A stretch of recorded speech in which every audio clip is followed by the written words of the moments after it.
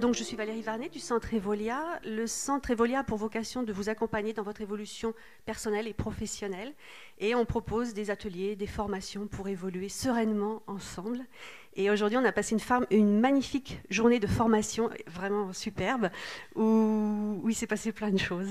On a co-organisé cet événement avec Patrick. Donc Patrick Tonnet, je représente la société authentique. Réinventer un peu le monde de l'entreprise, la revisiter et proposer des prestations qui vont vers un réenchantement si possible, tout en étant conscient qu'il faut respecter les modèles économiques. Quand vous vous êtes inscrit, il y avait marqué conférence interactive. Alors, conférence, vous savez ce que c'est. Interactif, on va le découvrir ensemble après, avec mon ami québécois qui montera sur scène tout à l'heure. Donc, je suis ravie d'accueillir Marc. Donc, Marc, tu peux te lever, oui, et venir. Merci infiniment. Et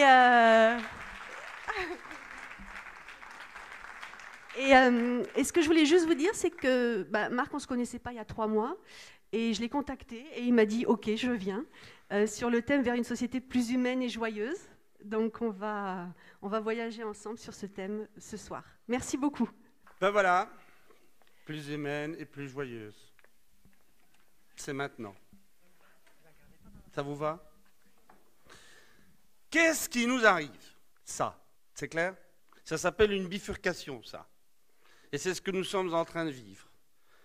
Alors, c'est quoi une bifurcation? On va faire simple. Ceux qui ont déjà un enfant, lèvent la main. Bon, je prends tous ceux-là à témoin. Avant la naissance de l'enfant, du premier enfant, et après sa naissance, est-ce que vous êtes d'accord pour dire que ce n'est pas du tout la même logique de vie? On est d'accord ou pas? Eh bien, c'est une bifurcation. Une bifurcation de vie. Eh bien, ce que je voudrais bien vous montrer, c'est que ce thème de la bifurcation, ça se retrouve à tous les niveaux. Et ça se trouve notamment au niveau du processus socio-économique, de l'économie mondiale, des sociétés humaines.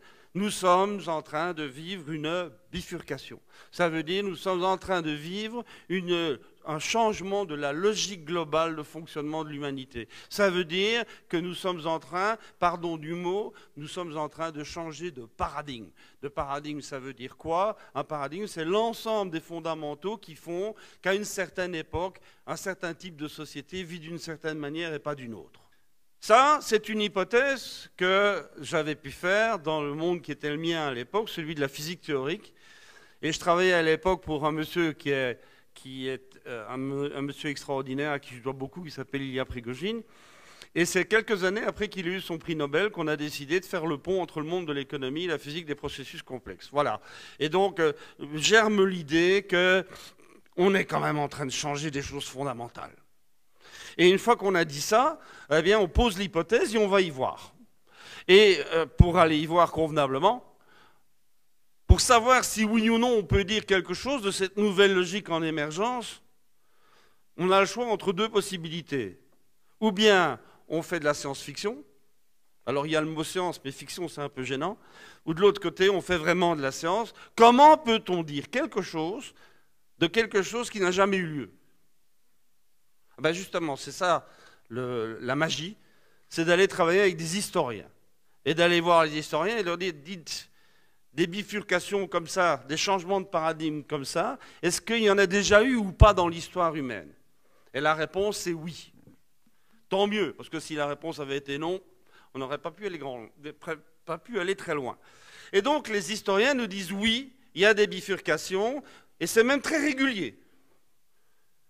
En moyenne, la durée de vie d'un paradigme, c'est 550 ans. Tous les 550 ans, l'histoire change, l'histoire bifurque. Regardez ce que ça donne pour l'Europe. Imaginons que nous sommes en train de vivre une bifurcation aujourd'hui. Vous retournez 550 ans en arrière, commence la modernité, une époque de grande transition qui s'appelle la Renaissance. Vous retournez 550 ans avant, vous avez le début de la féodalité avec la fin du dernier carolingien. 550 ans avant, le Moyen-Âge commence avec la fin de l'Empire romain. 550 ans avant, c'est les légions romaines qui envahissent les cités grecques et qui mettent un terme à cette magnifique période que fut celle du berceau de la philosophie, ce qui pour un philosophe comme moi est absolument insupportable. Ça va ça? Donc, on s'est dit avec les historiens, oui, mais ça c'est l'histoire européenne. Comme on est en train de vivre quelque chose qui est mondialisé, est-ce que c'est vrai ailleurs? Alors je vous passe ces détails, la réponse est oui. On a été voir l'histoire chinoise, on a été voir l'histoire indienne, et à chaque fois on trouve des cycles d'à peu près 550 ans, et à peu près en phase en plus, à peu près synchrone. Ça c'est quand même étonnant. Je n'ai pas d'explication à vous donner, c'est comme ça. Alors, les historiens nous disent, ok, si vous voulez qu'on travaille ensemble, il va falloir qu'on change notre vocabulaire. De vous à moi, des physiciens, théoriciens qui débarquent dans le monde des historiens professionnels pour travailler avec eux, c'est une aventure humaine, hein, je peux vous dire. Et donc ils nous disent, nous, on ne parle pas de bifurcation, on ne parle pas de processus complexes, on ne parle pas de tout ça, on parle avec d'autres mots. On parle de paradigme historique, hein, ça on en a déjà parlé il y a 2 minutes, que la durée de vie d'un paradigme, c'est à peu près 550 ans. Bon, jusque-là, tout va bien. Mais quel est le rapport, quel est le lien à faire avec notre notion à nous de bifurcation? Ben, il dit c'est très simple. Quand un paradigme arrive en bout de course, qu'il est usé, qu'il n'est plus en phase avec le monde réel, il commence à décliner. Il devient obsolète. Il est comme vous et moi à partir d'un certain âge, il commence à vieillir et à se déconnecter de la réalité. Et à ce moment-là, il se passe quelque chose qui se passe toujours dans la nature, c'est quand un système décline, il y a un autre système qui prend naissance pour prendre sa place et prendre le relais. Je vous signale que c'est ce que nous faisons depuis un certain nombre de temps, nous les humains, c'est quand on arrive à un certain âge dans la vie, il y a intérêt à ce que pour que la vie se perpétue, on ait à ce moment-là des enfants en âge de prendre le relais, et c'est en gros ce qu'on fait depuis quelques centaines de milliers d'années. Donc voilà, et ça donne ça. Donc ce dessin, il représente, regardez le bien, parce que toute la compréhension du système est là-dedans. Il vous propose une courbe rouge déclinante. Ça, c'est la fin du paradigme d'avant. Donc en ce qui nous concerne, celui qui est né à la Renaissance et qui est en train de décliner aujourd'hui et qui s'appelle la modernité. Il est en rouge, pourquoi? Parce que feu rouge, ça s'arrête. Et puis vous voyez une autre courbe, qui est la courbe verte qui est en train de monter là. C'est le nouveau paradigme qui est en train d'émerger. Je ne lui donne pas de nom encore. Je vous assure que les humanistes de la Renaissance, ils n'appelaient pas modernité ce qu'ils étaient en train de créer. Et je ne lui donne pas de nom, donc, et vous comprenez bien que cette courbe verte, qui est verte parce que feu vert pour l'avenir, croise la courbe rouge à un moment donné. Et autour de ça, vous voyez qu'il existe une zone bleuâtre. Vous la voyez, celle-là? Ben ça, c'est le secret. C'est le secret qui nous permet de comprendre tout le bordel qu'on a autour de nous pour l'instant. J'explique.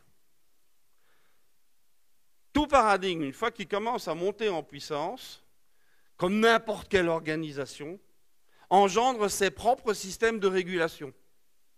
Quand vous avez une toute petite entreprise, il n'y a pas de système de régulation. On est à 3 ou 4 dans la même boîte, on s'arrange entre soi, et tous les matins, on prend les bonnes décisions qu'il faut pour la journée et on recommence le lendemain. Il n'y a pas besoin d'usine à gaz pour faire fonctionner la boutique. En revanche, si l'entreprise grossit, à partir d'un certain moment, il faut mettre en place des systèmes de management qui permettent justement d'assurer la pérennité de l'entreprise. Eh bien, pour le paradigme, c'est exactement la même chose. Tout paradigme engendre, à partir d'une certaine taille, il engendre ses propres systèmes de régulation. Comment s'appellent ces systèmes de régulation? Ça s'appelle les institutions de pouvoir. Et là, on commence à comprendre la logique que nous sommes en train de vivre. Les institutions de pouvoir qui sont aujourd'hui nos institutions de pouvoir sont en fait nées à la Renaissance, au début du XVIe siècle. C'est quoi ça? Pour faire vivre, pour faire vite. Ça y est, je l'ai dit, hein, c'était bien maintenant. Hein, pour faire vite.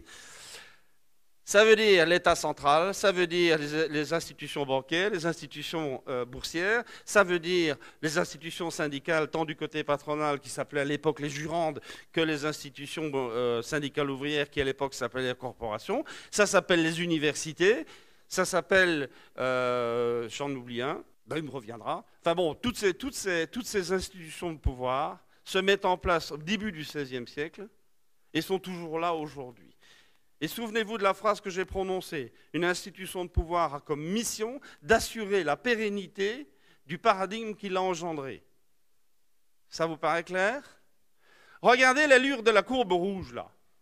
Vous êtes censé assurer ou assumer la pérennité de ce paradigme qui est en train de décliner. Vous faites comment? Ben, c'est simple. Vous niez la réalité. Et vous dites, mais non, on ne décline pas du tout. Mais non, mais non, mais non, mais non. Il n'y a aucun problème. Aucun problème, je vous jure. D'ailleurs, je n'en vois pas. C'est très exactement ça que nous disent toutes les institutions de pouvoir aujourd'hui. Il n'y a pas de problème. Oh, on a des petits soucis. Mais vous allez voir, et j'y reviendrai tout à l'heure, ça va bientôt s'arranger. Bientôt. Donc maintenant, essayons de continuer à comprendre. Les institutions de pouvoir de la courbe rouge refusent obstinément d'envisager ne serait-ce qu'une petite seconde que leur propre paradigme puisse être en déclin. Donc, autrement dit, qu'ils vont perdre leur fonds de commerce.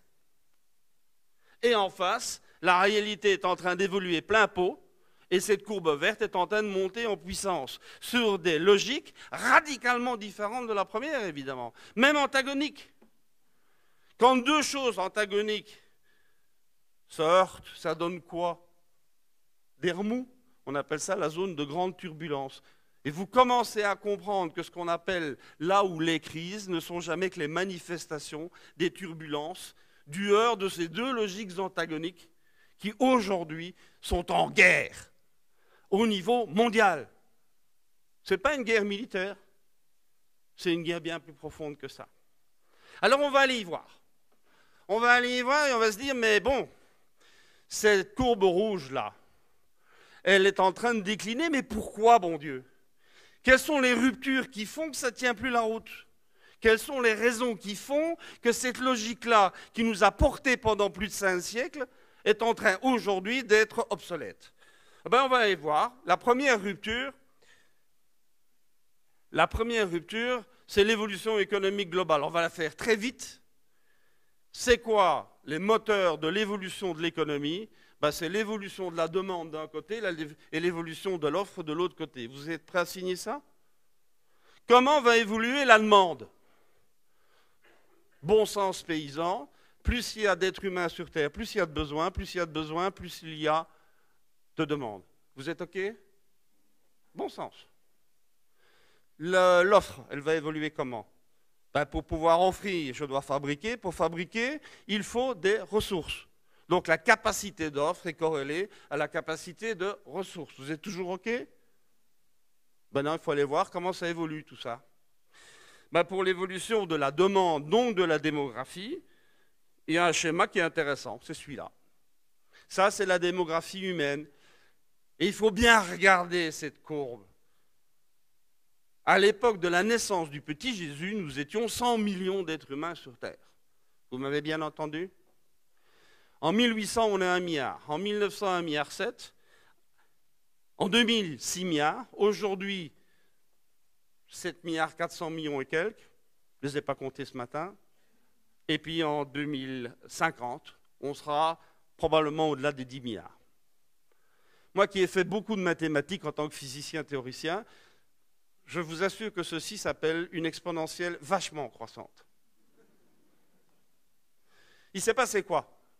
Ben, c'est le 19e siècle, vous voyez, ça décroche. Pourquoi ça décroche au 19e siècle? Il y a deux bonnes raisons. La révolution industrielle, d'une part, qui amène dans l'escarcelle humaine des densités d'énergie jamais atteintes jusque-là, donc une puissance de travail jamais atteinte jusque-là. Et d'autre part, la deuxième révolution, qui est la révolution hygiéniste, c'est Pasteur, c'est les petites bêtes, etc., etc. Donc on met les deux ensemble, ça permet d'allonger l'espérance de vie, de combattre la mortalité infantile. Vous mettez ça dans le bateau qui s'appelle la colonisation, ça se répand très très vite partout dans le monde, et vous avez ça. Et quand vous êtes un économiste de base, ce qui est un pléonasme, et que vous regardez ça, vous vous dites « Waouh, la croissance !» Et c'est bien de ça dont on nous parle tous les jours. Regardez, la croissance, elle est là. The sky's the limit. On est bien dans cette perspective-là. Et c'est vrai, cette courbe-là, elle est vachement croissante, ça c'est sûr. Mais on oublie que dans l'équation, pour pouvoir assumer la demande, il faut avoir la capacité d'offre. Donc la capacité de ressources qui va avec. Ça va ça? Et les ressources, il y a deux grandes catégories. Il y a les ressources renouvelables et les ressources non renouvelables. J'ai une bonne nouvelle. Les ressources renouvelables se renouvellent. Elle n'est pas belle? Hein? J'ai une moins bonne nouvelle. C'est que les ressources non renouvelables, plus on va puiser dans le réservoir, moins il y a dans le réservoir. Et ça ne se renouvelle pas. Donc, moralité, ça veut dire qu'un jour ou l'autre, peut-être demain, peut-être beaucoup plus tard, il va falloir que toute l'humanité fonctionne exclusivement sur les ressources renouvelables. Parce qu'il n'y aura plus de ressources non renouvelables dans les réservoirs. Et à ce moment-là, se pose une question terrible. Combien d'êtres humains peuvent vivre de manière décente sur Terre lorsqu'il n'y aura plus que les ressources renouvelables qui, aujourd'hui, couvrent de l'ordre de 17% de nos besoins et n'excéderont pas 20% de nos besoins d'aujourd'hui? On a fait les calculs, j'ai eu la chance de pouvoir diriger un programme de recherche là-dessus. On arrive à peu près au même résultat global. Accrochez-vous. Le jour où nous n'aurons plus que les ressources renouvelables à disposition, nous pourrons seulement être à 2 milliards sur Terre. Donc aujourd'hui, on est 5,5 milliards de trop, et en 2050, on sera 8 milliards de trop. Je pose une question sérieuse. Est-ce que c'est un problème? Je ne sais pas. Ça dépend quand c'est. Si c'est dans 10 000 ans, on a 10 000 ans pour faire un atterrissage en douceur et que les choses se passent bien et sans trop de casse. Si en revanche c'est demain matin, là en revanche on est mal. Alors le problème c'est qu'il n'y a pas moyen de modéliser ça. Ce serait trop facile. La seule chose qu'on puisse savoir, de manière à peu près sérieuse, c'est d'essayer de comprendre le croisement de deux courbes. D'un côté, vous l'avez bien compris, la demande en ressources suit l'évolution démographique. Et on a bien vu que c'est une courbe extrêmement croissante. Vous êtes bien d'accord? De l'autre côté, la capacité de ressources qui permet d'offrir ce qu'il faut offrir, cette capacité de ressources est une courbe décroissante. Forcément, ce qui se renouvelant, ça reste à peu près stable, et ce qui ne se renouvelle pas décroît. Donc les deux ensemble, ça fait une courbe décroissante. Et là, il y a un miracle mathématique. C'est que sur le même graphique, quand on a une courbe croissante et une courbe décroissance, ça se croise. C'est pas génial? Ça n'a pas l'air de vous enthousiasmer, ça. Je ne comprends pas trop, moi. Eh bien, ce point de croisement, il est vraiment important. Ce point de croisement est ce qu'on appelle le peak point. Le peak point se caractérise par ceci, c'est qu'avant qu'on l'atteigne, la demande est inférieure à l'offre. Donc ça veut dire qu'on est dans une situation d'abondance. Une fois qu'on a dépassé ce point, c'est l'inverse qui se passe. Évidemment, il y a basculement des deux courbes. Et ça veut dire donc que la demande devient définitivement supérieure à l'offre. C'est ça le peak point. Et la bonne question à poser, c'est ce peak point, c'est quand? Est-ce qu'on peut le calculer? La réponse, c'est que oui. Non seulement on ne doit pas le calculer, mais il suffit de le constater vu qu'on l'a dans le dos, si vous me permettez l'expression. En fait, le peak of everything, le peak point global sur toutes les ressources par rapport à l'évolution de la démographie, a eu lieu aux alentours de l'an 2000. Alors vous allez me dire, mais non, il y en a d'autres qui disent que c'est 2020, et d'autres qui disent encore c'est 2030. Permettez-moi d'être clair, je m'en fous. Ce n'est pas 30 ans qui vont changer quoi que ce soit à la donne. Donc on est bien dans une situation de basculement d'une logique de pénurie à une logique d'abondance, à une logique de pénurie. Mais comprenez-moi bien, la notion de pénurie ne veut pas dire qu'il n'y a plus de ressources. La notion de pénurie veut juste dire que l'évolution de la demande va être définitivement supérieure à l'évolution de l'offre. C'est ça que ça veut dire. Et c'est pour ça que c'est si difficile à faire comprendre à nos contemporains. Parce qu'eux, ils disent, attendez, vous nous parlez de pénurie, mais je vais dans n'importe quel magasin, il y a tout à profusion. Où elle est votre pénurie? Je répète, il ne s'agit pas de dire qu'il n'y a plus de ressources, il suffit de dire qu'on n'est plus dans la même logique d'abondance. Ça vous paraît clair? C'est la première rupture, c'est ce que j'appelle la rupture écologique au sens scientifique du terme, je ne parle pas de militants écolos ici. Alors, comment pouvons-nous répondre à ça? Si on n'y répond pas à cette logique de pénurie qui s'installe, et si on suit les grands économistes qui nous disent qu'il faut absolument relancer les PIB, relancer la croissance, En termes très pragmatiques, ça veut dire qu'il faut accélérer la vitesse d'épuisement des ressources. Donc aller plus vite dans le mur. Donc si on veut éviter ça, quelle est la seule réponse que l'on puisse donner à cette notion de pénurie? Le mot que je vous propose, c'est le mot frugalité. Et tant qu'à faire, joyeuse. Hein? Non? Hein? Tu voulais que je parle de joyeux? Ben voilà, ça y est, la frugalité joyeuse. Alors qu'est-ce que ça veut dire la frugalité? La frugalité, soyons clairs, ce n'est pas l'apologie de l'anorexie. Surtout qu'il y a encore un dîner après, alors... La frugalité, ça veut dire quoi? Eh bien, je vous propose ma définition de la frugalité. Elle est extrêmement simple, extrêmement riche. Dans tout ce que vous faites, faites moins mais mieux. Moins mais mieux. Moins, c'est moins quantitativement, mieux, c'est mieux qualitativement. Moins quantitativement, ça veut dire que vous faites des économies. Vous êtes d'accord de faire des économies? Oui, il y en a une en tout cas qui dit oui. Et quand on dit mieux, c'est mieux qualitativement, ça veut dire une meilleure qualité de ce qu'on fait, de ce qu'on a, de ce qu'on consomme, de ce qu'on pense et tout ce que vous voulez. Donc moins mais mieux, normalement, tout le monde signe ça. Ce n'est pas tout à fait vrai. Alors moi, ce que j'aimerais vous proposer, c'est des exemples, parce qu'il faut être concret. Moins mais mieux, c'est bien, mais ça veut dire quoi? Comment on fait dans la vie pratique? Eh bien, on prend les verbes d'action qui nous caractérisent, dans ce que nous faisons tous les jours, et on se pose une simple question, comment faire ça moins mais mieux? Par exemple, si je vous dis travailler moins mais mieux, hein? Je commence à susciter l'intérêt de la foule. Je sens bien ça. Hein? Donc, travailler moins mais mieux, ça ne veut peut-être pas dire travailler moins d'heures. Réfléchissons mieux.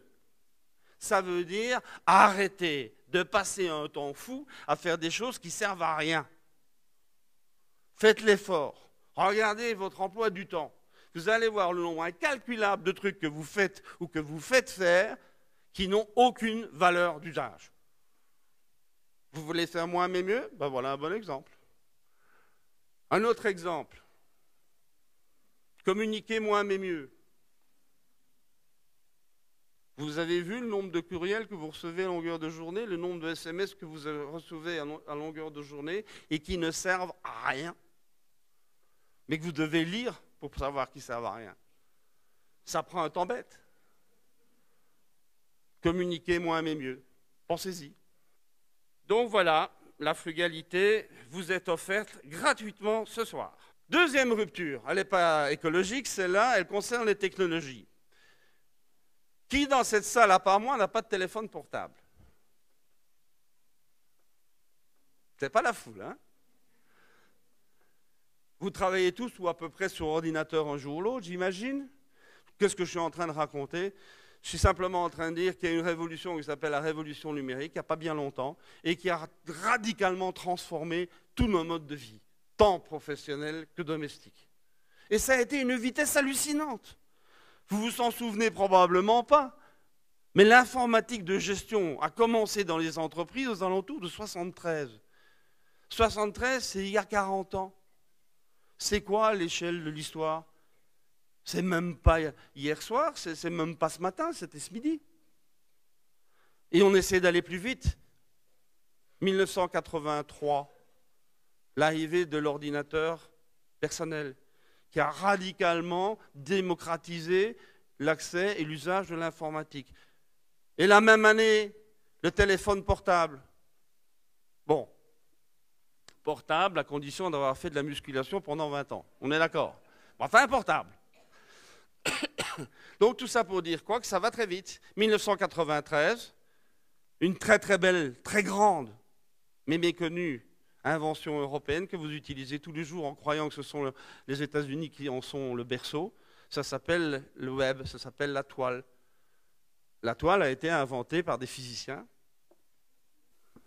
Donc, je disais, 93, la grande révolution du web, de la toile, inventée au CERN à Genève. Tout ça, ça va à une vitesse folle. Est-ce que vous vous souvenez comment vous viviez tous les jours sans informatique? C'était autre chose, hein? C'était une autre manière de fonctionner. Et puis là, il y a des plus jeunes, ils ne savent même pas que ça a pu exister. J'ai un de mes fils qui est né en 82 qui me disait un jour, mais il dit, mais tu as commencé à travailler dans les 70? Ouais, comment vous faisiez? Ben oui. Regardez, il est architecte. Jamais il a tracé une ligne sur une planche à dessin. Jamais. Jamais. Et c'est très bien. Je ne suis pas en train de faire un jugement, là. Je fais juste un constat. Donc voilà, on est en train de faire une révolution extraordinaire. Et moi qui vis dans le fin fond des montagnes du Morvan, ben, je peux vous assurer que je trouve ça fabuleux. Je m'installe dans le bureau et je peux en quelques clics consulter ou importer n'importe quel texte de n'importe quel philosophe, de n'importe quelle époque, dans n'importe quelle langue. C'est extraordinaire. Mais ce n'est pas parce que c'est extraordinaire qu'il faut pour autant se masquer la vue de tous les éventuels dangers ou défauts qu'il pourrait y avoir. Et c'est là où je voudrais mettre en garde. Cette rupture technologique induit une série de problèmes non négligeables. Et moi, je n'ai pas peur des mots durs. Je dis qu'il y a un danger derrière l'utilisation, la surutilisation du numérique, c'est la crétinisation des masses. Et il y a des grands spécialistes de ça du côté de la Californie. Vous voyez un peu là? Pourquoi? Ben parce qu'il y a des tas de choses qui se passent qui font que l'informatique a une telle puissance de facilité qu'on finirait par oublier de penser. C'est le triomphe de l'audiovisuel sur le textuel. Quand vous êtes devant un texte, votre cerveau fonctionne plein pot. Quand vous êtes devant de l'audiovisuel, il fonctionne plus, il se met en mode passif.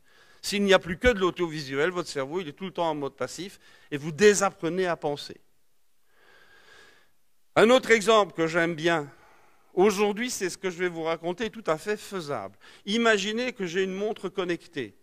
Cette montre connectée a la possibilité d'envoyer un certain nombre de signaux quant à la composition de ma formule sanguine et qui se retrouve quelque part dans un nuage, dans un cloud quelque part.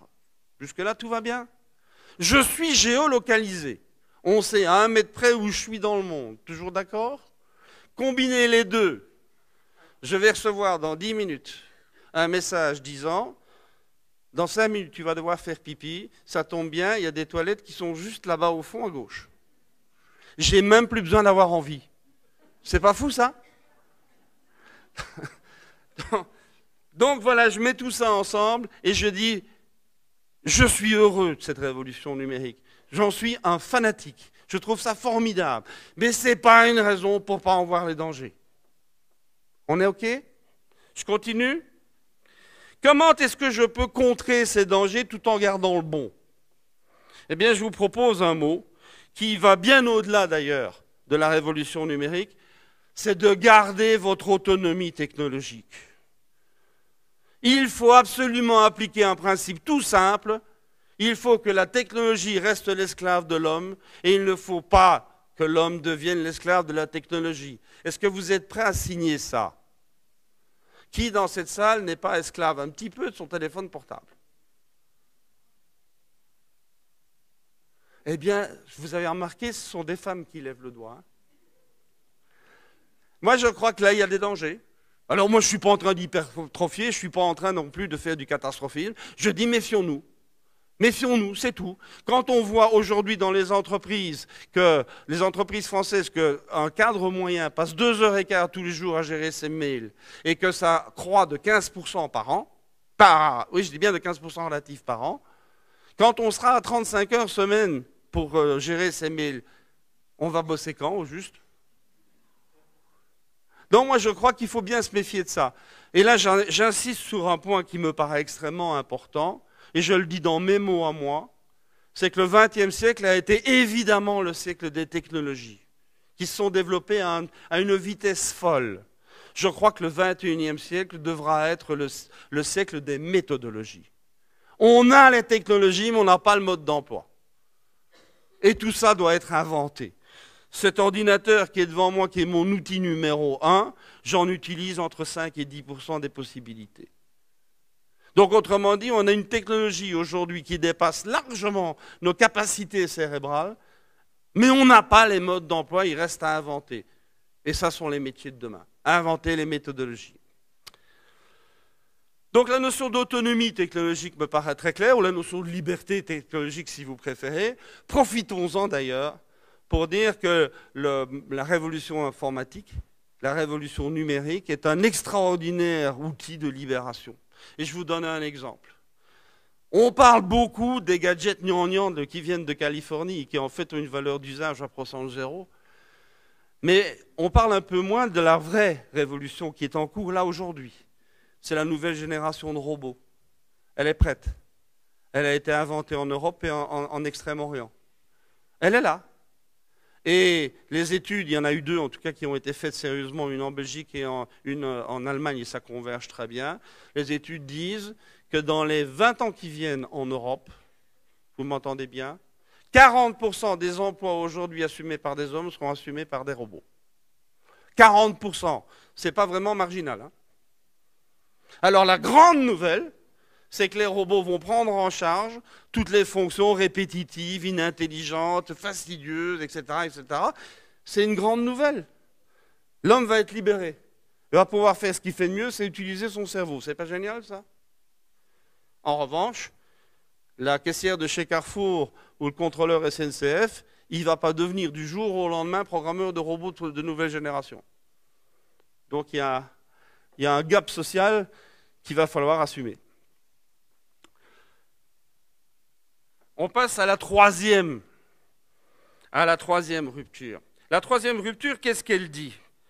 Elle dit quelque chose de très simple en fait. Elle dit notre monde devient de plus en plus complexe. Qu'est-ce que ça veut dire en termes techniques? La complexité se mesure sur 2 paramètres. Le premier, c'est le nombre d'acteurs actifs. La deuxième, c'est la densité d'interaction entre ces acteurs. Ça vous paraît à peu près clair? Appliquons cette définition à notre monde, vous comprenez que notre monde devient de plus en plus complexe. Il y a de plus en plus d'acteurs avec lesquels nous sommes en interaction tous les jours, et grâce notamment à la révolution numérique, la densité de ces interactions augmente de manière exponentielle. Vous êtes avec moi? Et donc on nous dit, il faut, vu que l'espace et le temps ont été abolis, il faut répondre tout de suite à tout. Et on a, dans le monde du management, des mots importants. Développer la réactivité, l'agilité, l'inventivité, la souplesse. Enfin, tous ces mots-là sont effectivement une bonne réponse aux défis lancés par la complexité du monde. Tout va bien. La question que je pose, c'est est-ce que nos modèles organisationnels sont compatibles, aujourd'hui en majorité, avec cette exigence de souplesse, d'agilité, etc. C'est quoi notre modèle organisationnel de base aujourd'hui? Montrez-moi avec vos mains. Voilà. Dans le modèle pyramidal hiérarchique. C'est bien ça le modèle. Et au fait, on se pose la question, mais pourquoi depuis si longtemps un peu partout, c'est ce modèle hiérarchique pyramidal qui fonctionne? La raison, évidemment, est mathématique. Ça va de soi. Surtout quand c'est un physicien qui parle.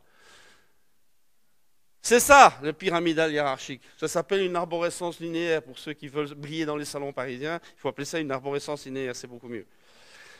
L'arborescence linéaire est la réponse mathématique au problème suivant. Et vous allez tout de suite comprendre le fond du problème. Ça, c'est la réponse à la question suivante. Comment faire pour relier entre eux tous les éléments d'un ensemble avec le nombre minimum de relations entre eux? Donc si le nombre de relations est minimum, c'est un optimal économique, évidemment. Vu qu'il y a moins de relations à entretenir, donc ça coûte moins de temps, ça coûte moins d'argent, tout ce que vous voulez. En revanche, c'est aussi ce modèle qui aura les temps de réponse les plus longs, puisqu'il faut suivre la voie hiérarchique pour ceux qui se souviennent de leur service militaire. Donc nécessairement, on a là un optimum économique, mais qui n'est pas du tout un optimum d'efficacité. Alors c'est quoi qu'il faut faire? On est dans un monde complexe. C'est compatible avec un monde complexe? Ah non, non, non, disaient les mathématiciens. Ce n'est pas compatible du tout. La pyramide hiérarchique, ça fonctionne relativement bien, à une condition que ça se passe dans un univers qui est calme, qui est stable et qui est prévisible. Est-ce qu'on est toujours dans un univers stable, calme et prévisible? Non. On est dans un univers hyper complexe, hyper effervescent, hyper instable, hyper imprévisible. Donc ça ne peut plus marcher. Donc on retourne voir les matheux et on leur dit, alors on fait quoi? Et la réponse c'est, c'est pas compliqué. C'est jamais compliqué pour un mathématicien. Il dit, tu prends le mot minimum, tu le mets à la poubelle et tu le remplaces par le mot maximum. Comment faire pour relier entre eux tous les éléments d'un ensemble avec le nombre maximum de relations entre eux? Ben, ça porte un nom, ça s'appelle un réseau. Et c'est pour ça que nous sommes en train de vivre le basculement des modèles hiérarchiques pyramidaux à ce que j'appelle des modèles complexes qui sont en fait des mix entre du réseau pur et un peu d'hiérarchique ou du matriciel, enfin bon, peu importe, hein, c'est des modèles beaucoup plus riches en relations. C'est surtout ça qu'il faut retenir. Très bien. Mais ça, c'est un réseau? Non, ça, c'est un bordel.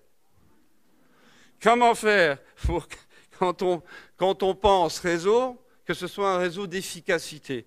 Ah ben là, il y a quelque chose à dire qui est un mot fondamental, mais qui bouleverse tout. C'est le mot subsidiarité. Le mot subsidiarité, c'est exactement le contraire de la relation hiérarchique. La relation hiérarchique, elle est top-down, et le principe de subsidiarité, c'est bottom-up. Ça veut dire quoi en français? Ça veut dire que selon le principe de subsidiarité, un problème local doit être résolu localement par ceux auxquels il se pose. C'est juste le contraire du management directif habituel. Et ça induit un management par exception. Et on n'est pas du tout prêt à faire ça. Et nos collaborateurs ne sont pas du tout prêts à assumer eux-mêmes la responsabilité de leurs propres solutions.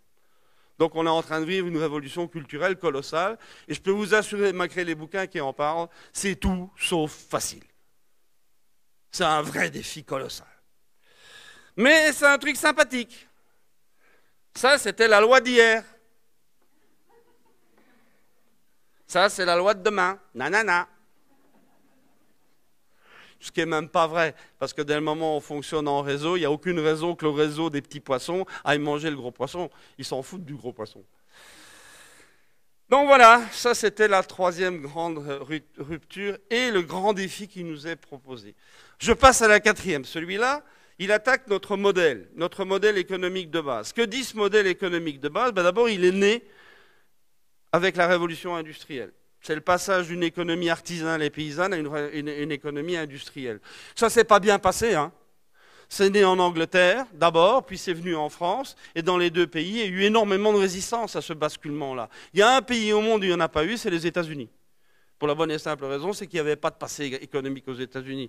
Donc quand la révolution industrielle a eu lieu, aux États-Unis, c'était « welcome ». Et ils ont développé très très très vite ce modèle. C'est eux qui l'ont développé, qui l'ont hyper développé, qui l'ont théorisé, qui l'ont modélisé, etc., etc. On va faire simple, on va aller à l'essentiel. C'est quoi les fondements de ce modèle économique industriel qui est toujours aujourd'hui le modèle dominant? Ben, il y a deux piliers. Le premier pilier, c'est les effets d'échelle, c'est-à-dire les effets de taille. Si vous n'êtes pas gros, vous n'existez pas économiquement parlant. C'est l'effet de gigantisme. Il faut être gros. Ne me regardez pas comme ça, madame. Ça y est, j'ai perdu le fil maintenant. Ah oui. Donc il faut être de grande taille. C'est l'économie de masse, autrement dit, vous m'avez bien compris. Et comment on fait pour devenir de grande taille? Ben, il faut deux choses. Il faut d'une part avoir accès à des capitaux parce qu'il faut investir beaucoup. Donc ça veut dire qu'il faut pouvoir attirer les capitaux et pour ça il faut les rémunérer de manière correcte. Ça s'appelle le capitalisme. Je n'ai aucun problème du tout avec ce mot-là. Mais ça explique simplement pourquoi le modèle qui était industriel est devenu très vite un modèle financiero-industriel. Et que d'autre part, si je veux devenir gros, je dois aussi vendre beaucoup. Et là, le grand credo du modèle, c'est de dire pour vendre beaucoup, il faut faire baisser les prix de revient. C'est la logique des prix qui est dominante. Voilà. Et vous arrivez à deux impasses. La première impasse, c'est que plus il y aura de mainmise de la finance sur l'économie, plus l'horizon de visibilité deviendra court, jusqu'à l'absurdité. Aujourd'hui, 94% des transactions économiques sur la toile sont des transactions purement spéculatives. C'est juste fou. Et la logique de prix, elle aussi, elle a une limite. À partir d'un certain moment, et en gros c'était les années 90, à partir d'un certain moment, Si on veut encore baisser les prix alors que tout le monde a les mêmes techniques de management, ben, il n'y a plus qu'une solution, c'est lésiner sur la qualité. La qualité des produits, des matières premières, la qualité de la main-d'œuvre, etc., des processus, etc. Et là, il se passe quelque chose d'intéressant. Sur certains marchés, il y a une espèce de rébellion qui se met en place et qui prend la forme d'une phrase que moi j'avais entendue dans la bouche de mon grand-père adoptif, qui est un bon paysan flamand, qui disait ceci, et peut-être vous avez entendu la même phrase, il disait « Moi je ne suis pas assez riche pour me payer du bon marché. Le bon marché finit toujours par coûter trop cher. » Je suis le seul à avoir entendu ça? Non. Hein. Ça veut juste dire quoi? Ben, ça veut dire que quand on regarde l'économie globale, allez, restons dans l'agriculture. Je veux m'acheter un tracteur. Le prix d'achat du tracteur, c'est la première dépense que je vais faire pour le tracteur, ok? Mais une fois que j'ai acquis mon tracteur, tous les jours, je vais dépenser de l'argent pour l'exploiter, pour le faire tourner, pour le maintenir, pour l'entretenir, pour le faire dépanner ou réparer, le cas échéant. Et en fin de course, lorsque mon tracteur sera complètement naze, je vais encore devoir dépenser des sous pour pouvoir le recycler, le démanteler, le détruire, ou appeler ça comme vous voulez. Moi, bon paysan, assis sur mon portefeuille, qu'est-ce qui m'importe? C'est le coût total de mon tracteur sur toute la durée de vie de mon tracteur. Et pas seulement le prix d'achat. Vous êtes avec moi là-dessus? Eh bien ça, c'est un basculement majeur. C'est ce qu'on appelle passer d'une logique de prix à une logique de valeur d'usage. Et ce n'est pas du tout la même logique. On va faire un petit pas de plus. Ok, je suis chef d'entreprise, j'ai bien compris que je dois basculer d'une logique de prix à une logique de valeur. Bon, je fais comment? Il est clair que continuer à faire des investissements lourds sur les mêmes machines, ça va servir à rien quant à l'augmentation de la valeur intrinsèque de ce que je vais produire. Je vais devoir faire quoi alors? Ben, ce n'est pas compliqué. Je vais devoir injecter dans mes produits, dans mes services, de l'intelligence, de l'imagination, du talent, du savoir-faire, des compétences, bref, des ressources immatérielles. Et c'est là où ça se joue. On a un énorme basculement qui est en train de se faire entre une économie dont le socle était matériel vers une économie dont le socle devient immatériel. Que c'est autrement dit, et là on retrouve le deuxième leitmotiv de ma copine, c'est l'humain qui reprend sa place. Parce que les ressources immatérielles, je les ai citées, c'est à l'intérieur de vous qu'elles sont. C'est toutes les formes d'intelligence. Et là, il y a un miracle qui se passe. Vous vous souvenez de ce que j'ai dit? Lorsqu'on est dans l'économie financiero-industrielle, le point clé, c'est les économies d'échelle. Plus je suis gros, plus je peux étaler mes frais fixes et donc leur impact par unité produite. En revanche, dès que je suis en train de basculer dans une logique immatérielle, il y a un truc intéressant qui se passe, c'est que sur les ressources immatérielles, il n'y a pas d'effet d'échelle. Je m'explique un tout petit peu mieux et plus prosaïquement. Vous mettez 20 crétins dans une salle, ça ne fera jamais un prix Nobel. Vous doublez le salaire de votre ingénieur de recherche et développement, il n'aura pas 2 fois plus d'idées, 2 fois meilleures. Ce n'est pas vrai. Il n'y a pas d'effet d'échelle sur les ressources immatérielles. Donc l'effet de taille ne joue plus. Et nous sommes en train de vivre ça. Regardez les cours de bourse. Il y a aujourd'hui des toutes petites entreprises qui, du point de vue de leur bilan réel matériel, est quasiment nul, ils ont à peine un client ou deux, et qui ont des cotations boursières incroyables. Qu'est-ce que ça veut dire?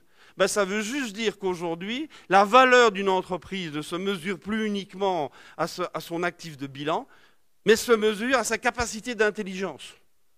Mais ce n'est pas la même chose. Ce n'est pas les mêmes règles du jeu. Vous êtes avec moi là-dessus? Bien. Je vous félicite. Donc, autrement dit, on est en train de basculer d'une économie de masse et de prix à une économie de l'intelligence et de la valeur.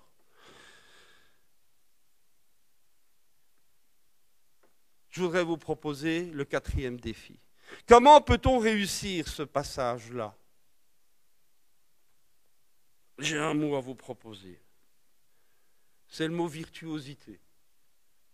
Je sais qu'il y a 2 ou 3 de mes copains dans la salle qui adorent ce mot autant que moi. La virtuosité, c'est un mot magnifique. Qu'est-ce que c'est qu'un virtuose? Un virtuose, c'est quelqu'un qui parvient à faire avec aisance, à réussir avec aisance, des choses extrêmement difficiles à faire. Vous êtes avec moi d'accord avec ça?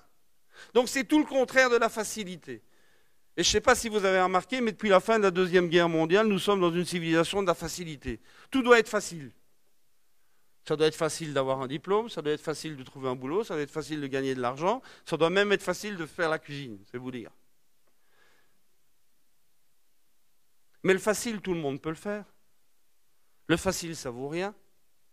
Si tout le monde fait le facile, le seul argument de différenciation qui reste, c'est le prix. Et vous voyez que le serpent se mord la queue. En revanche, si on ose relever le défi du difficile, là on devient différenciant. Imaginez un monde où, moyennant un certain nombre de conditions, à partir d'un certain moment, vous avez un carnet de commandes rempli à vie avec des clients qui ne discutent jamais les prix. Ça vous va? Et vous êtes en train de vous dire, ah Lévi, il est gentil, mais qu'est-ce qu'il est con? Ça n'existe pas, ce truc-là, c'est pas possible. Si, ça existe. Bien sûr que ça existe, ça s'appelle les compagnons du devoir. Bien sûr que ça existe, ça s'appelle les artisans luthiers, les seuls au monde capables de réparer un Stradivarius. Si ça vous arrive, vous n'allez pas discuter le prix. Hein. Donc voilà, est-ce que je vous demande à tous d'être des champions du monde du Stradivarius? Non, évidemment. Je vous demande simplement de réfléchir à ceci. Comment faire pour injecter dans vos entreprises, dans vos activités ou dans votre personne un peu plus de virtuosité? Quels sont vos savoir-faire qui sont vraiment différenciants? Et investissez du temps et de l'énergie pour en augmenter la virtuosité. Et donc, à ce moment-là, vous devenez quelqu'un qui est capable de faire des choses que la plupart des autres ne sont pas capables de faire. Et comme par hasard, il y a un miracle qui se passe, vous pouvez restaurer vos marges bénéficiaires. Ce n'est pas une bonne idée, ça? Pensez-y. C'est quoi vos savoir-faire stratégiques? C'est quoi vos savoir-faire différenciants? Et comment pouvez-vous augmenter le niveau de virtuosité dans ces savoir-faire-là? Eh bien là, vous êtes assis sur un trésor de guerre pour les 20 ans qui viennent.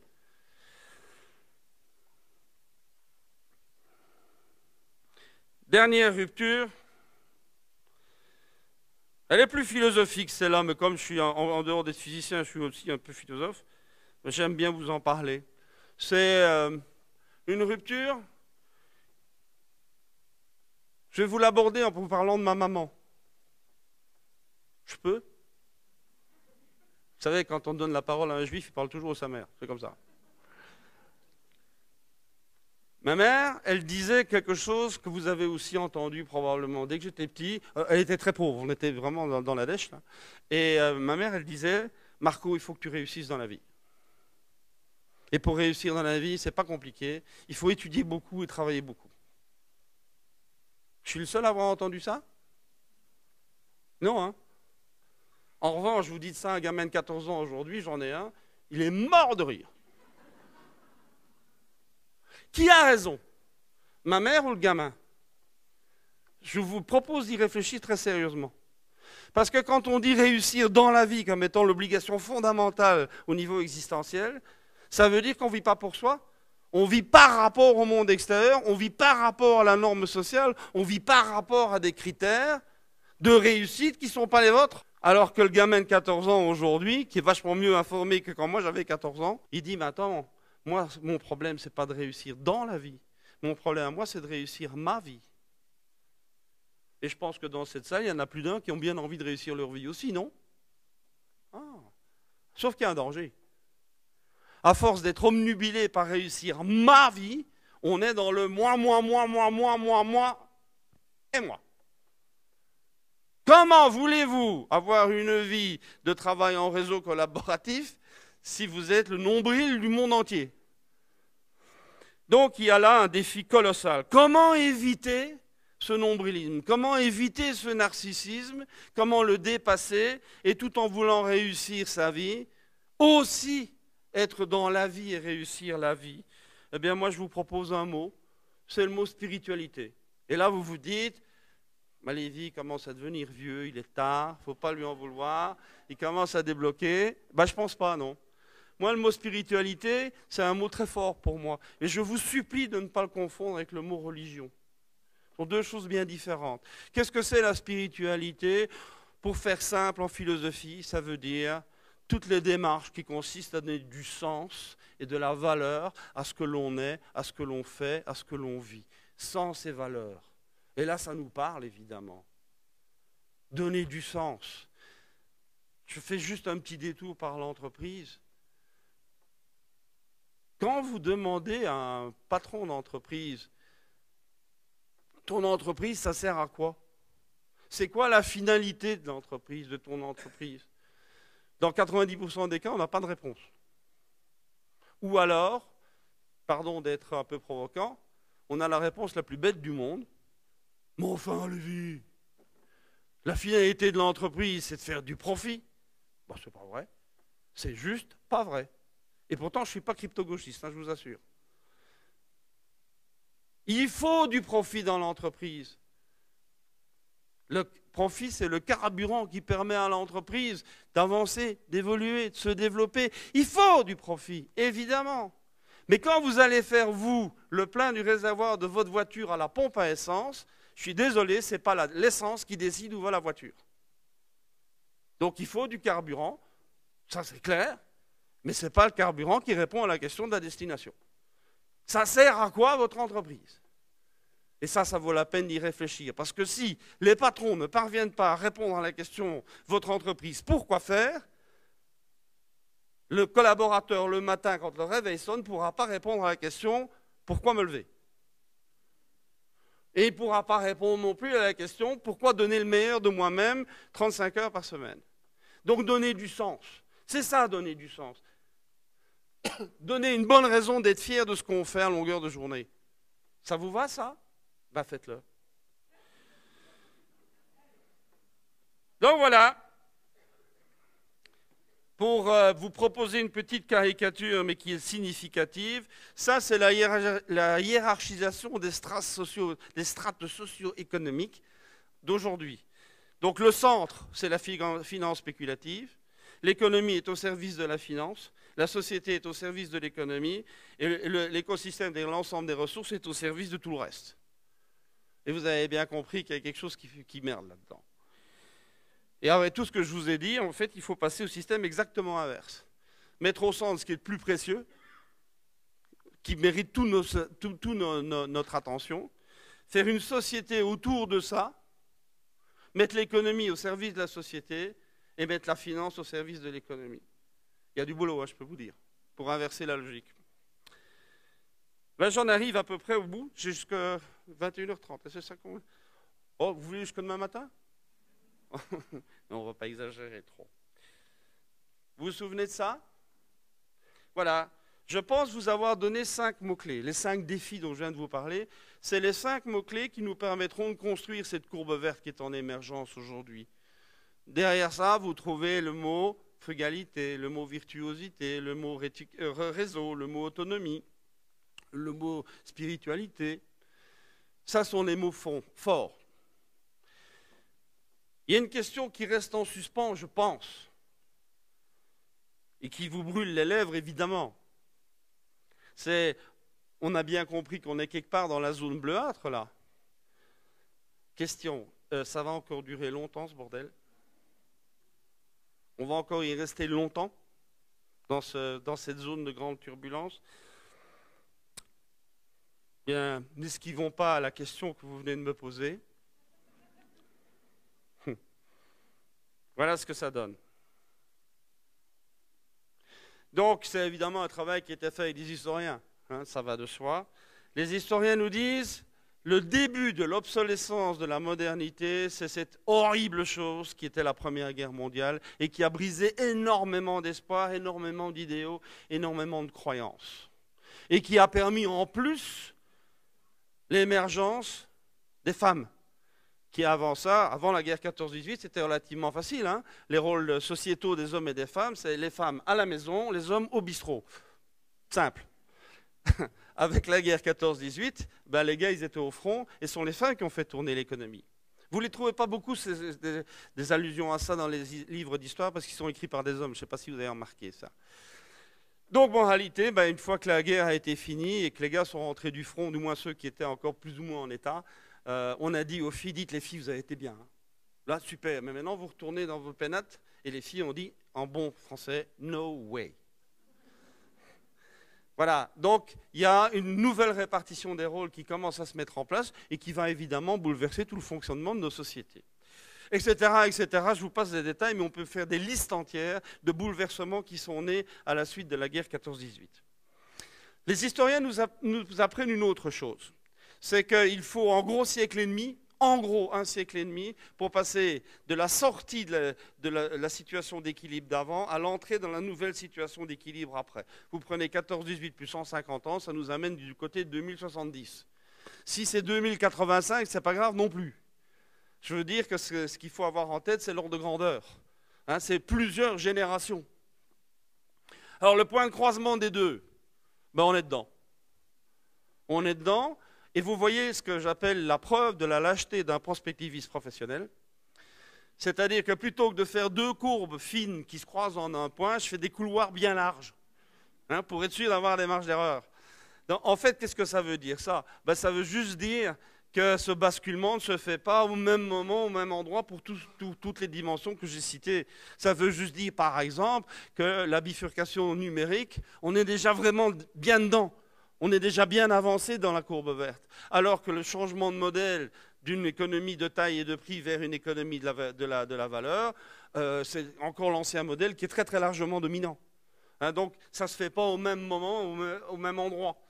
Donc voilà, on est dans une zone là qui est celle que nous vivons. Et puis troisième élément, ben, c'est le diamètre de la zone bleuâtre là. En gros, les historiens nous disent c'est un demi-siècle. Et moi, j'ai pris la décision de le faire démarrer ce demi-siècle quelque part dans les années 70, parce que dans les années 70, il s'est passé énormément de ce qu'on appelle dans mon jargon des micro-ruptures, c'est-à-dire des événements qui ne sont absolument pas dans la logique d'avant. J'en ai cité un tout à l'heure, c'est l'arrivée de l'informatique de gestion qui a complètement bouleversé l'organisation et le management des entreprises. Je voudrais vous en citer juste un autre, et puis on passera à autre chose. C'est si je vous dis 1973, 1979, vous pensez à quoi ? La crise pétrolière. Ça veut dire quoi? Ben, pour la première fois dans l'histoire de l'humanité, on se rend compte que le problème des ressources est un vrai problème. Jusque-là, personne ne s'en préoccupait, c'était normal. Et puis brutalement, il y a deux, trois bédouins dans un désert qui ferment le robinet, et arrêt buffet, tout le monde descend. Donc voilà, prise de conscience. Il y en a eu plein comme ça dans les années 70, donc j'ai pris la décision de mettre la date de 75 en avant. J'ajoute un demi-siècle, ça nous amène à 2025. Encore une fois, si c'est 2030, ça ne change rien. Enfin, si, pour nous, oui, mais dans l'histoire, non. Alors là, je m'interroge. Et je me dis, tiens, le matin, je monte dans la voiture, j'allume la radio, j'ai ma première dose d'information de la journée. À midi, je prends une petite pause du lunch, je lis peut-être un article de journal, et le soir, je rentre chez moi, je regarde le 20h. Donc, à 21h, je suis bon pour le suicide.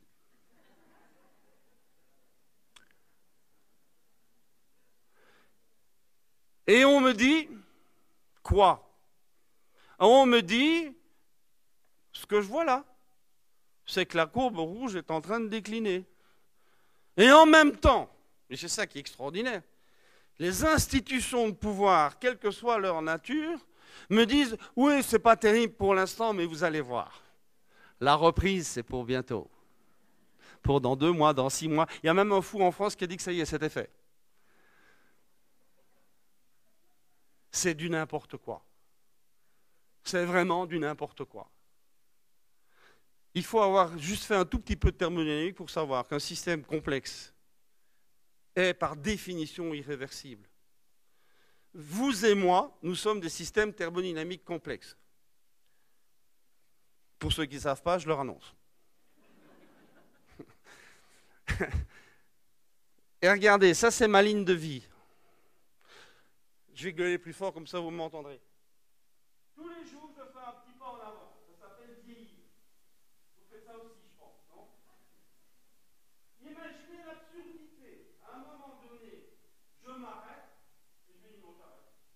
J'arrête de vivre, c'est fini. Je retourne et je retourne dans le ventre de maman. C'est juste débile. C'est donc croire qu'un système vivant peut être réversible. Un paradigme est un système vivant, il n'est pas réversible. Il n'y aura jamais de reprise. Il faut arrêter de dire ça. Et pourquoi donc les institutions de pouvoir nous parlent-elles de la reprise? Mais c'est tout simple, on l'a dit tout au début. Les institutions de pouvoir ayant la mission de pérenniser le paradigme dont ils sont issus, ne peuvent en aucun cas accepter leur propre disparition. Donc on nie en bloc la réalité, on fait du déni de réalité, et on organise un système d'acharnement thérapeutique pour se maintenir en vie, et ça nous coûte un pont tous les jours. Ça s'appelle l'endettement souverain. Et comme on est entre nous, je sais de sources sûres que tous les matins à 7h15, dans les sous-sols de Bercy, il y a une réunion secrète de 12 énarques qui tous les jours posent la même question. Qu'est-ce qu'on va inventer aujourd'hui pour les faire chier? Parce que ce système veut se maintenir en vie. Mais ce système est mort. Donc regardez maintenant. Regardez ce schéma, je vais bientôt en terminer. Regardez ce schéma et regardez-le avec les yeux des institutions de pouvoir. Mettez les lunettes de la courbe rouge sur votre nez. Il n'y a pas de courbe verte. Mais regardez la tendance. Avouez qu'il y a de quoi être extrêmement optimiste quant à l'avenir du pessimisme. Et c'est bien ce qu'on entend dans les médias. Maintenant, faites-moi plaisir.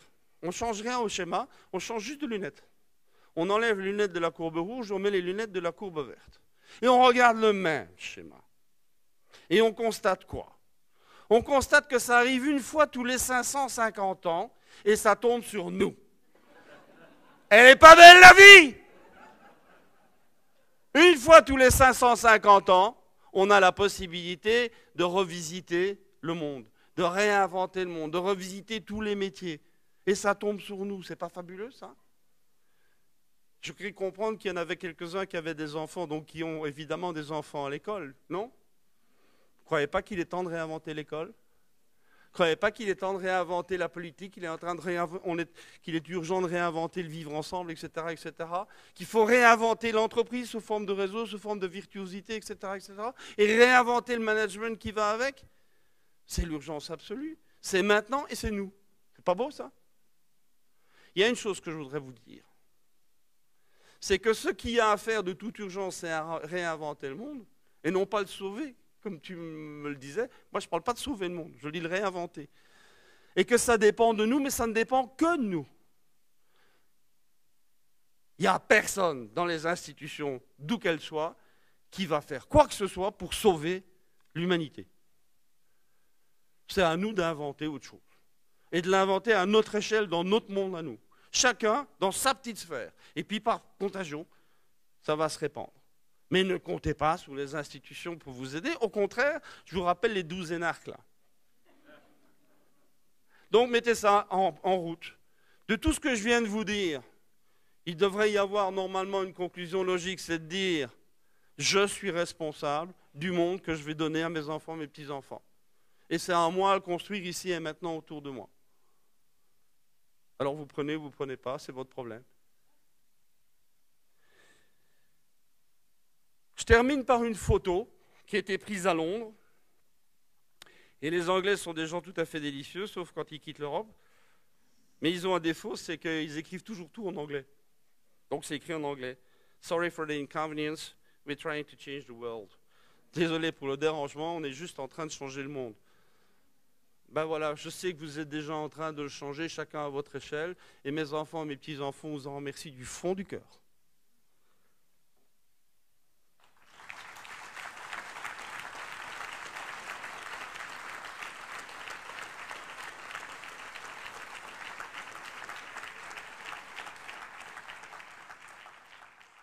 J'ai oublié de présenter Marc tout à l'heure. C'est un philosophe, prospectiviste, scientifique qui bouscule un peu. Donc je pense qu'il nous a un peu bousculés mais en même temps, c'est super positif. En tous les cas, moi, c'est ce qui m'a plu quand je l'ai découvert sur Internet. Hein, désolée, c'est ce que je t'ai dit aujourd'hui, je ne te connaissais pas avant. C'est ce discours hyper positif et hyper pragmatique, et on arrête de se raconter des bêtises, et puis maintenant, on y va. Vous nous proposez 5 défis, vous nous proposez un nouveau paradigme qui, si on réussit les 5 défis, est extrêmement positif. On peut aussi imaginer un monde où on ne réussit pas du tout les 5 défis. C'est clair. Où, dans 100 ans, le nouveau paradigme, c'est basé sur des États totalitaires, des échanges qui sont plus transactionnels, qui sont basés sur la violence, une société qui est physiquement clivée. Donc voilà, je voulais savoir ce que vous pensez là-dessus. Enfin, est-ce que vous pensez, vous avez est-ce que vous êtes optimiste par caractère, ou est-ce que vous êtes optimiste parce que vous basez sur l'histoire D'où vient votre optimisme, votre énergie positive? Mais je suis positif aussi, en fait. Hein. Je pense vraiment, si je suis là ce soir, c'est parce que je me pose exactement les questions que vous posez. C'est-à-dire, j'ai une petite fille de 4 ans et demi, 2 enfants en dessous. Elle va bien? Et je suis vraiment là. Pour l'instant, tout va bien. Et je suis vraiment là pour essayer de commencer ma petite révolution personnelle, pour essayer de faire que ça soit pas trop mal pour elle derrière, quoi. Moi, je suis ni optimiste ni pessimiste. Moi, ce que je sais vous exprimer, c'est que il y a 2 scénarios extrêmes. Il y a un scénario qui est je change rien et je vais droit dans le mur. Et il y a l'autre qui dit je change tout. Et là, j'ai une chance de pouvoir construire un autre monde, une autre manière de fonctionner. Je vous en ai pas parlé parce que Valérie n'a pas voulu me donner 3 heures d'exposé, donc voilà. Mais il y a un troisième scénario extrême, et c'est celui que vous évoquez.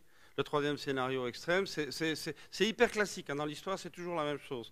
Quand il y a un point de bifurcation, comme on est en train de le vivre, le premier scénario le plus simple, c'est de dire je veux pas le savoir, je continue comme avant. Hein? Donc ça, c'est le scénario suicidaire, en gros. L'autre manière de faire, c'est de dire bon, il y a un mur devant moi, si je veux passer de l'autre côté, il faut que je l'escalade. Ça, c'est la courbe verte. Et puis, il y a le troisième scénario dont je n'ai pas parlé du tout jusqu'à présent, c'est de dire, il y a un mur, je n'ai pas du tout envie d'aller me mettre la tête dessus, mais je n'ai pas du tout envie d'aller de l'autre côté parce que je ne sais pas du tout ce qu'il y a. Au contraire, je fais le bilan que je me suis trompé et je fais retour en arrière. Et ça, c'est typiquement le scénario de ce que moi j'appelle la nostalgie des sources pures. Parlons de l'islam. Sujet que je choisis au hasard. Hein. Parlons de l'islam. C'est très clair que le salafisme, donc ce qui est en fait le terreau sur lequel le djihadisme est en train de se développer, dit simplement ceci, dit si le monde est dans le mauvais état que nous connaissons, et si l'islam ne triomphe pas partout, c'est Dieu qui nous punit. Et Dieu nous punit pourquoi? Parce qu'on n'est pas dans la pureté de la foi telle que Mohammed nous l'a exprimé. Donc on retourne aux sources. Et on veut vivre un islam parfaitement pur. Largement réinventé, mais peu importe. Mais ils ne sont pas les seuls à faire ça. Quand vous entendez des mouvements qui existent surtout aux États-Unis, je ne sais pas si ça existe en Europe, mais bon, ça s'appelle Deep Ecology. Deep Ecology, qu'est-ce qu'ils disent? Il faut retourner à la pureté de la nature. Il faut retourner à la source de la nature. Et si l'homme est un obstacle, on l'élimine l'homme, il n'y a pas de problème. Et on peut continuer. On peut continuer. Quand vous avez des discours, notamment en France, où on dit qu'il faut retourner à la source pure de la nation, eh bien, on est dans ce même scénario de ressources, de retour aux sources, mais des sources qui sont largement réinventées. Le français de souche, ça existe depuis la fin du 19e siècle. Hein. Donc, ce que j'essaie simplement d'exprimer par là, c'est que c'est le troisième scénario, c'est le retour en arrière. Et qu'aujourd'hui, ceux qui veulent construire le monde de demain, ils ont 2 ennemis. Ceux qui veulent rien changer et ceux qui veulent retourner en arrière. Alors, qu'est-ce qui va se passer dans la réalité? Moi, j'en sais rien, évidemment. C'est pour ça que je refuse de dire si je suis optimiste ou pessimiste. Je dis simplement qu'il y a un certain nombre de routes possibles et que ces routes, en fait, elles offrent un champ de possibilités. et c'est là où je reviens sur la péroraison de mon discours, c'est de dire, c'est à chacun de prendre ses responsabilités. Parce que si nous ne prenons pas nos responsabilités individuelles dans notre monde à nous, alors on est absolument sûr que c'est les deux autres tendances qui vont gagner. C'est tout ce que je dis, moi. Maintenant, est-ce qu'on va réussir ensemble? J'en sais rien. C'est un pari qu'on peut faire, mais j'en sais rien. Par rapport à ce que vous venez de dire, de placer d'un retour aux sources, moi j'ai une question par rapport au schéma que vous avez montré avec des cercles. Et justement, vous ne mettez pas l'homme et sa virtuosité au centre, mais vous mettez les ressources. Est-ce que... Parce que vous pouvez être aussi virtueuse que vous voulez. Si vous n'avez pas les ressources de base pour fonctionner, vous n'allez pas être virtueuse longtemps. Ben, je ne sais pas, j'imagine que les ressources, elles sont aussi un peu... modifiable en fonction de cette virtuosité et de cette façon de réfléchir, non? Oh, vous savez, les réservoirs, ils sont ce qu'ils sont. Hein. La Terre a rempli des réservoirs de toutes sortes de ressources, et il lui a fallu 4 milliards d'années pour le faire, et on en a épuisé 80% en 200 ans. Donc je crois qu'il vaut mieux considérer que les ressources sont une donnée de base, et non pas un truc qu'on peut modeler en fonction de notre virtuosité supposée. Votre montre connectée va vous indiquer les toilettes parce qu'à analyser votre sang, grâce à la technologie Google, par exemple, qui nous espionne tel Big Brother. Oui. La finalité de Google, pour ceux qui savent, c'est le transhumanisme. Donc ma question, est-ce que le transhumanisme vous inquiète? Et le fait que Google investit des milliards sur les biotechnologies, c'est sur par exemple les sciences cognitives pour prolonger la vie, pour transvaser la conscience en dehors du corps et tout ça, est-ce que ça vous inquiète ou pas? Voilà. Alors, ça ne m'inquiétait pas. Je veux dire par là que le transhumanisme est quelque chose que je connais bien, que j'ai regardé de très près justement comme étant un des dangers liés à la deuxième rupture dont on a parlé. Scientifiquement parlant, le transhumanisme, c'est une fumisterie, mais pas possible. Ça n'a aucun sens. Ça n'a fondamentalement aucun sens. Alors vous allez me dire, mais donc ça veut dire qu'ils sont tous très bêtes chez Google et compagnie. Non, la réponse est non. C'est qu'aux États-Unis, on a toujours besoin d'une mythologie pour avancer. D'ailleurs, maintenant, je ne sais pas si vous avez remarqué, mais c'est en train de changer. On ne parle plus beaucoup du transhumanisme. Maintenant, c'est la conquête de Mars qui est le grand mythe fondateur. Ce que Google et d'autres, parce qu'il n'y a pas que Google, Apple est dans le coup, enfin les GAFA ensemble sont autour de ça, il y a quelque chose d'extrêmement subtil. C'est que les milliards et les milliards dont on parle, et c'est vrai, il faut bien comprendre dans quel mécanisme ça se passe. Les États dans le monde entier sont surendettés, on est d'accord? Qui sont endettés par rapport à des banques. Que les banques paniquent pour leur propre avenir, leur propre fragilité, et ont revendu aux banques centrales les dettes des États et des ménages et des entreprises. On est toujours d'accord? Et les banques centrales ont payé ces dettes par de l'émission de monnaie, qui est de la monnaie parfaitement artificielle, qui ne repose sur aucune économie réelle, et qui est donc vendue à taux zéro, qui permet aux GAFA, notamment, parce qu'ils ont les renommées qu'il faut, d'utiliser gratuitement des quantités phénoménales de liquidités qui ne leur coûtent rien et qui leur permet de racheter tout ce qui bouge sur la courbe verte pour le ramener dans leur escarcelle à eux sur la courbe rouge. Et ça fait monter leur cours de bourse. Donc c'est extrêmement bon pour l'ensemble du système, puisque les produits financiers liés à la bourse rentrent dans le PIB et font plaisir aux États qui sont surendettés. Et voilà, la boucle se boucle. Donc ça veut dire que le rachat par Google de tout ce qui bouge en termes de start-up, etc., parce que Google et les autres GAFA ne sont absolument pas créatifs. Il faut savoir que tous les nouveaux produits, ce sont des produits faits par des petites entreprises qui sont rachetés à prix d'or. Vous avez 29 ans, vous avez une bonne idée, vous avez une petite boîte de 3 personnes, et on vous dit, regardez le chèque, il y a 9 zéros, vous mettez le chiffre que vous voulez devant. Il y en a peu qui disent, non, dans le fond, non merci. Or, cet argent ne coûte rien. Pourquoi il se priverait? Derrière ça, il y a une stratégie qui est terrible, et que moi j'ai bien connue à travers un cadre très très précis, c'est la volonté forcenée par les GAFA de mettre la main sur toute la recherche médicale du monde. Je vous donne un petit exemple. Il y a une société française remarquable pour laquelle j'ai eu la chance de pouvoir travailler, qui s'appelle Adocia. Adocia est le spécialiste mondial de l'insuline. L'insuline, vous savez à quoi ça sert, hein, c'est la manière, c'est l'antidote pour les diabétiques. Vous savez probablement que le diabète est à l'échelle mondiale une épidémie, mais incroyable. Et que donc le besoin de traitement pour les diabétiques est quelque chose qui est une exponentielle incroyablement croissante. Et donc, à partir d'un certain stade, un shot par jour ne suffit plus, 2 shots par jour ne suffit plus, un shot par repas ne suffit plus. Et on en arrive à concevoir quelque chose qui s'appelle, entre guillemets, le pancréas artificiel. Le pancréas artificiel, c'est en fait 3 choses.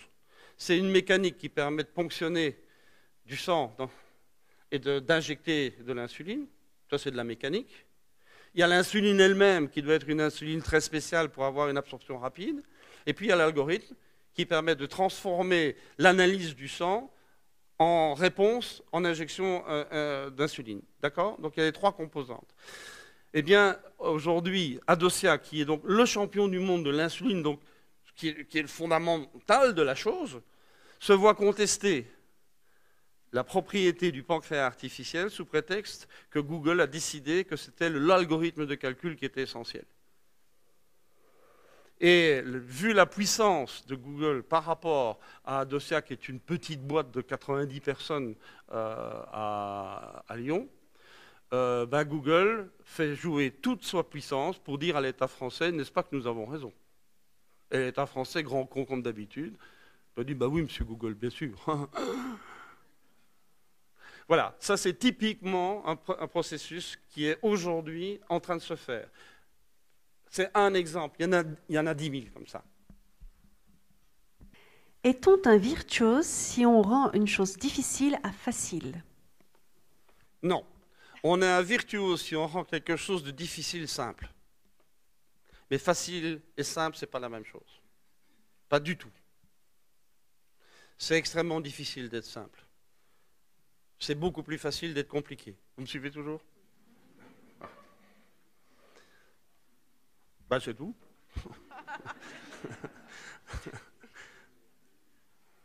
La dernière, et après on laissera la parole à Luc-Antoine. Ah, on va pas boire un coup après? Ah non, attends, c'est pas fini. Ah, oui. Le revenu universel de subsistance, nouveau paradigme? Point d'interrogation. Ah, alors ça, c'est un de mes dadas, ça. La première étude que j'avais faite sur l'allocation universelle, qui est l'autre vocabulaire qu'on peut utiliser pour ça, je l'ai faite dans les années 1980. C'est une autre manière de fonctionner et il faut bien comprendre que c'est un système qui en théorie fonctionne parfaitement bien, qu'il pose des problèmes à la fois techniques et des problèmes moraux. Alors, l'idée centrale, c'est relativement simple.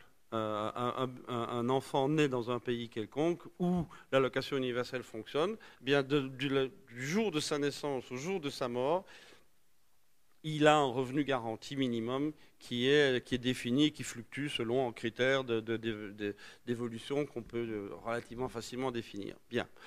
Que cette allocation universelle, à l'époque, on l'avait calculée en disant qu'elle était entièrement finançable en abolissant tous les impôts et en faisant monter la TVA à 30%. Si vous n'avez pas d'impôt à payer la TVA à 30%, je pense que ça inquiète personne. Sachant que derrière ça, à ce moment-là, chacun est responsable de soi. Donc ça veut dire qu'il n'y a plus d'allocation d'aucune forme. Donc il n'y a plus de fonctionnaires à payer pour faire tourner le système d'allocation. Ça va? Donc ça, c'est le système pur, qui est aujourd'hui en test dans certaines zones de Finlande, par exemple. La manière dont on en parle aujourd'hui est complètement pervertie, dans la mesure où, 1, on garde l'impôt, 2, on garde les fonctionnaires, et 3, c'est une allocation universelle, mais pas tout à fait universelle. Il y en a certains qui sont plus universels que d'autres. Donc évidemment, on est en train de pervertir complètement le système. Donc je pense que c'est quelque part une bonne manière techniquement de résoudre le problème, disons, d'une survie décente pour tous les habitants d'un pays. Alors derrière se posent des problèmes moraux. Les problèmes moraux, en gros, vous allez comprendre très vite. Dès le moment où il y a allocation universelle, ça veut dire qu'il y a séparation totale de la notion de travail et de la notion de revenu. Donc ceux qui veulent avoir plus de revenus travaillent, mais qu'on peut très bien toute sa vie rien faire et avoir de l'argent qui tombe. Et donc le problème moral qui est posé dit, si tout le monde est payé à rien faire, il n'y a plus personne qui fera rien. Ce qui est une hypothèse, hein. Ça me paraît complètement faux comme hypothèse. Ça veut simplement dire qu'on a dissocié la notion de travail et d'obligation. Et ça me paraît intéressant. Maintenant, est-ce que tous les êtres humains sont aujourd'hui suffisamment adultes pour comprendre ça et pour pouvoir quand même continuer à fonctionner de manière épanouissante pour soi et en faisant du travail un moyen d'accomplissement de soi et non pas seulement un moyen de survie, ça c'est un autre débat. La seule manière de le savoir, c'est de le faire. Et donc c'est en expérimentation dans des tas d'endroits aujourd'hui. Moi j'attends avec beaucoup d'impatience de voir les résultats, à la condition, encore une fois, que la courbe rouge ne pervertisse pas le système, ce qu'elle est en train de faire joyeusement. Parce que vous imaginez que le passage à cette logique de l'allocation universelle détruit des fonds de commerce entiers. De la courbe rouge, évidemment. Donc la courbe rouge, j'ai aucune envie de voir ça monter. Voilà. Donc moi, j'ai bien envie de voir ce que ça peut donner, en n'étant absolument pas sûr du résultat, mais allons-y voir. Allons-y voir. Et donc, c'est ce que certains font. Vous avez vu, en Finlande, ça se fait. À Utrecht, aux Pays-Bas, ça se fait. Enfin, il y a différents endroits où on essaye de tenter ça. Moi, je suis très curieux de voir les résultats, parce que je crois qu'ils seront bons. Mais il ne faut pas se laisser récupérer par la vilaine courbe rouge. Okay. Merci beaucoup, Marc. Ceci clôture notre première partie. Merci. Je vous présente Luc-Antoine qui vient de Montréal tout spécialement pour nous ce soir. J'aimerais ça qu'on joue un jeu ensemble. J'aimerais ça qu'on crée un champ, nous, que je vais oser appeler de la courbe verte. Qu'est-ce que ça pourrait être pour vous d'embrasser la courbe verte? De choisir de sauter sur la courbe verte puis de repartir en montant. Vous allez vers une personne que vous connaissez, peut-être, peut-être pas. Puis vous partagez avec elle ce que ce serait pour vous d'aller sur la courbe verte. Vous pouvez créer quelque chose ensemble qui vous unit, qui vous ressemble, qui est un élément qui vous appartiendrait à tous les deux peut-être. Vous allez partager à 4. Faut sortir de là avec un mot. Un mot qui vous unit. On se lève, on va rencontrer d'autres personnes. On va leur partager. Ici, un mot. Le dernier mot, pétillant. Pétillant. Alors, on a élan, on a pétillant, liberté. On a dit être acteur, être responsable avec la notion d'information, d'éducation, d'être en conscience et en responsabilité. Plus d'humanité. Plus d'humanité, excellent. Non, nous, on a défini conscience.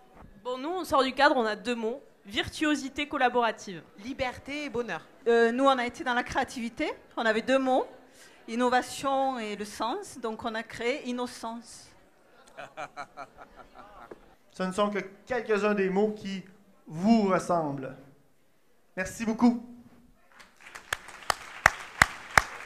Merci. Donc c'était juste, moi je vous invite à prendre conscience de la facilité avec laquelle vous avez commencé à jouer avec nous. Vous avez parlé de choses importantes pour vous, courbe verte, tous les beaux mots que vous avez dit, alors que quelques minutes avant, vous ne vous connaissiez pas et vous étiez juste à côté, les uns à côté des autres. Donc merci à vous d'avoir participé.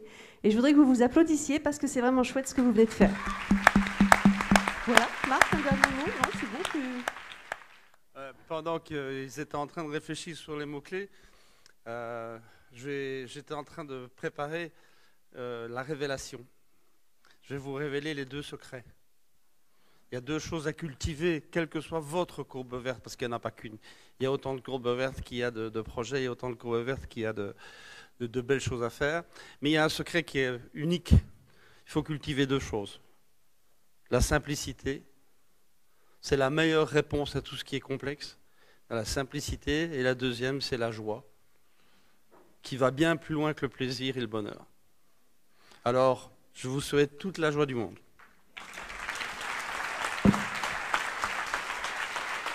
C'est pas du tout Marc Calédi, c'était juste un moment hors du temps, une espèce de connexion comme ça, comme on aimerait en vivre tous les jours. Beaucoup d'optimisme et de petites graines qui vont venir germer, j'espère, dans les prochaines heures.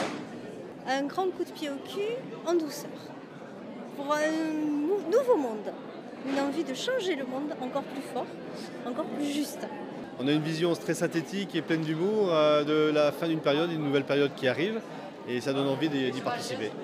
C'est bien de travailler, réfléchir ensemble pour penser le monde de demain, je trouve que c'est pas mal. Des super échanges, des mots qu'on a besoin d'entendre définitivement et qu'on a besoin de vivre et de sentir et d'expérimenter surtout. C'était vraiment super et il y avait une grande bienveillance, que ce soit à la journée ou à la conférence, c'était génial. J'ai adoré.